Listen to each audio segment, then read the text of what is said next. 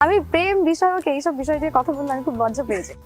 আপনারা ভিডিও শুরুতেই দেখেছেন আজকের ভিডিওতে কাকে নিয়ে কথা বলতে চলেছি। হ্যাঁ, ঠিকই ধরেছেন, আজকের ভিডিওতে কথা বলবো এত কম সময় এত কম সংখ্যক নাটকেও আসলে অডিয়েন্সের এরকম তানজিম সাইয়ারা তটিনীকে নিয়ে।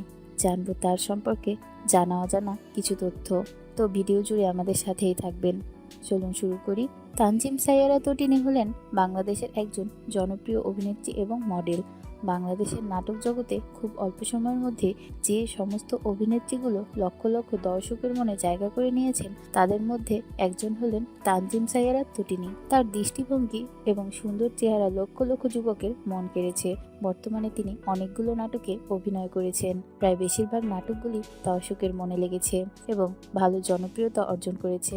তানজিম সাইয়ারা তটিনী 1999 সালে বরিশাল জেলায় জন্মগ্রহণ করেন। তার বয়স 24 বছর। ছোটবেলা থেকেই তানজিম পড়াশোনাতে খুব ভালো ছাত্রী ছিলেন। ছোটবেলা থেকেই তিনি বই পড়তে খুবই ভালোবাসতেন। তিনি একটি সাক্ষাৎকারে জানান যে ছোটবেলাতে তিনি এতটাই পড়ুয়া ছিলেন যে গান এবং নাচ কোনোটাই তার শেখা হয়নি। তানজিম নর্থ সাউথ ইউনিভার্সিটিতে এখনও পড়ালেখা করছেন। তিনি হলেন বিবিএ স্টুডেন্ট। তানজিম একটি টিভি বিজ্ঞাপনের মাধ্যমে মিডিয়া জগতে প্রবেশ করেন। তানজিম বাংলা নাটকে আত্মপ্রকাশ করেন 2022 সালে। বাঁচিবার হলো তার স্বাদ নাটকের মধ্য দিয়ে। এই নাটকে তার অভিনয় দক্ষতা দর্শকের মন ছুঁয়ে যায়। ফলস্বরূপ লক্ষ লক্ষ দর্শকের মনে অল্প সময়ের মধ্যেই জায়গা করে নেন। এরপর তিনি অনেকগুলো নাটকে অভিনয়ের সুযোগ পান। তিনি বর্তমানে সিঙ্গেল। একটি সাক্ষাৎকারে তিনি জানিয়েছেন যে আমাকে বিয়ে এবং বয়ফ্রেন্ডের কথা জিজ্ঞাসা করলে আমার খুব লজ্জা লাগে। আল্লাহ যেদিন চাইবেন সেদিন আমি ঠিক আমার জীবনসঙ্গী পেয়ে যাব।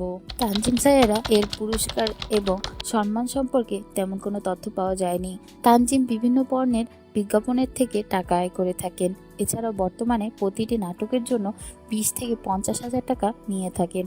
তো এই ছিল তানজিম সাইয়ারা তটিনীকে নিয়ে কথাবার্তা। ভিডিওটি আপনাদের কেমন লেগেছে অবশ্যই কমেন্ট করে জানাবেন। তো আজ চলে যাচ্ছি, ফিরে আসবো নতুন কোনো ভিডিও নিয়ে। এই পর্যন্ত আপনারা অবশ্যই আমাদের সাথে থাকবেন।